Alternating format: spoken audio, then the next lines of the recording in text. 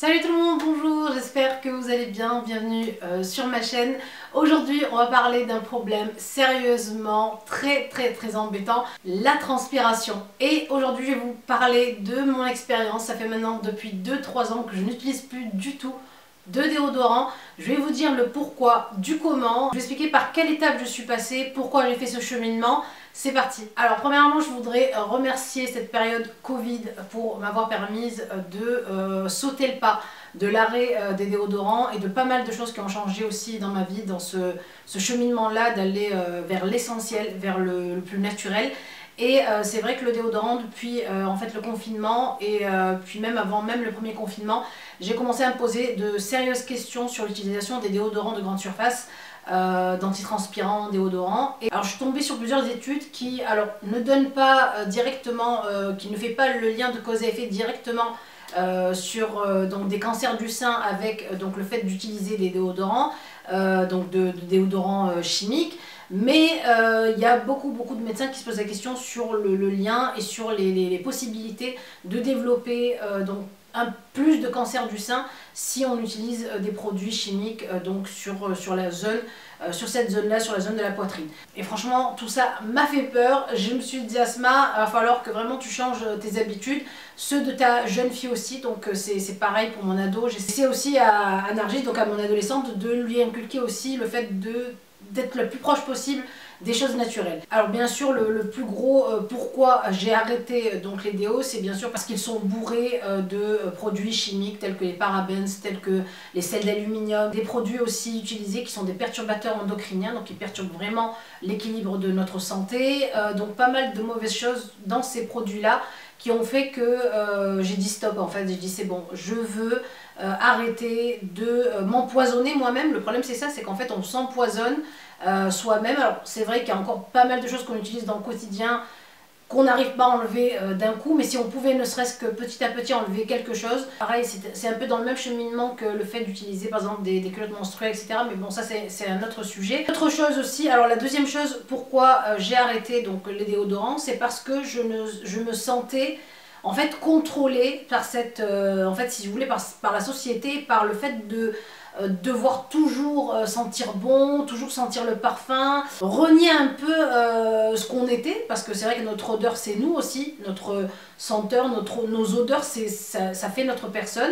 Un bébé quand il naît, ben, la première odeur qu'il sent c'est l'odeur de sa mère, hein, qu'elle sente bon, qu'elle sente mauvais, c'est vraiment c'est ça qui fait qu'il se sent en fait protégé, en sécurité, en confiance.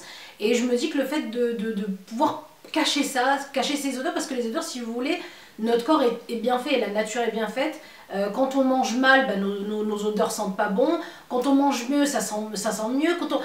Quand on est malade, on a une autre odeur. Donc c'est vraiment un indicateur de l'état de santé de notre corps. Donc vouloir arrêter tout ce qu'on nous impose comme diktat, c'est vraiment, si vous voulez, un cheminement qui tend vers pas de revenir à l'état de, je sais pas moi, d'homme préhistorique non plus, n'est-ce pas, mais c'est vrai que le fait de vouloir reprendre son corps en main et sa santé en main, eh bien ça vous pousse à éliminer des choses qui sont superflues et dont vraiment vous n'avez pas besoin. Alors après on va bien sûr parler du côté écologique, bien sûr, le fait d'avoir arrêté je pense depuis maintenant 3 ans, je vous dis 3 ans vraiment où j'ai pas utilisé vraiment aucun déodorant, mais je vous dis aucun déodorant de grande surface.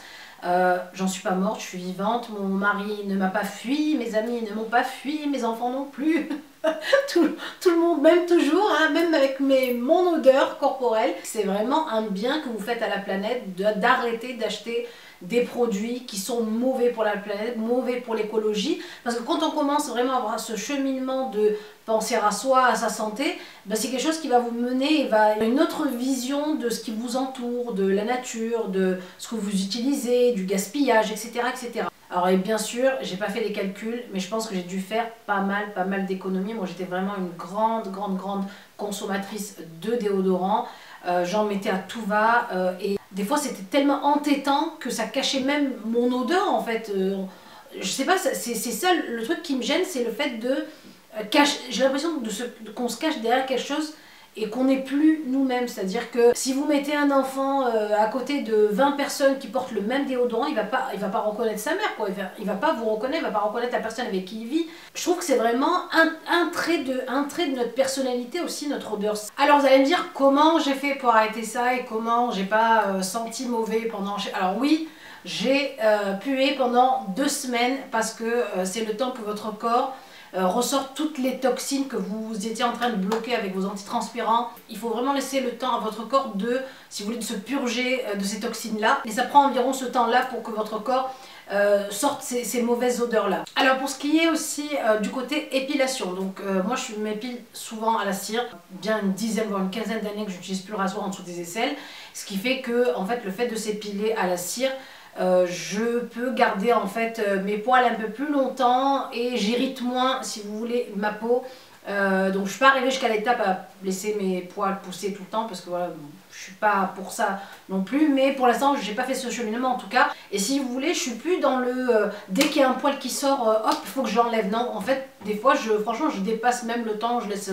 voilà, le principal en fait que j'ai fait, c'est vraiment de changer ma façon de manger, de boire beaucoup plus d'eau, de beaucoup plus m'hydrater. Et le fait de plus s'hydrater, déjà vos odeurs sont moins fortes, sont moins concentrées. C'est un peu comme l'urine en fait. Quand votre urine est très très foncée et très jeune, c'est que vous ne buvez pas beaucoup et qu'elle est chargée de toxines et chargée d'urée. C'est pareil pour la transpiration. Quand vous buvez beaucoup plus d'eau, vous sentez beaucoup plus bon. Du coup, vous avez une odeur naturelle moins forte en fait. Vous voyez, en fait, ça a un lien. Le fait de vouloir en fait arranger un truc sur notre vie, en fait, dans notre santé, ça nous permet en fait d'arranger encore autre chose et en fait d'aller dans ce cercle vertueux de mieux manger pour moins sentir fort, moins utiliser de produits chimiques, moins de choses qui font du mal à notre santé. Voilà, ça permet vraiment de voir ça dans sa globalité, voir votre santé dans sa globalité. Et enfin, bien sûr, rien ne vous interdit d'utiliser des déos sans produits chimiques si vraiment vous n'arrivez pas à vous en passer du tout. Moi, des fois, c'est ce que je fais, hein. Ou faire bien sûr un déo maison, ça se fait aussi, c'est très rapide, vous avez besoin de quelques ingrédients pour faire un déodorant à la maison. C'est tout simple, vous allez voir, c'est vraiment tout bête. Fallait juste y penser, je vous mets tout ça en barre d'infos. Voilà pour la petite histoire autour du déo et de comment j'ai fait pour me débarrasser donc de cette addiction aux déodorants de grande surface et aux déodorants bourrés de produits chimiques. En tout cas, voilà, c'est mon expérience. Après, si vous voulez en prendre des notes, prenez des notes. Si vous voulez vous en inspirer, inspirez-vous-en. En tout cas, je ne vous oblige à rien. C'est vraiment mon expérience que je vous partage. Sur ce, je vous fais de très très gros bisous. Si cette vidéo vous a plu, bien sûr, n'oubliez pas de cliquer sur j'aime, de continuer à vous abonner et je vous dis à très bientôt pour une nouvelle vidéo. Bisous!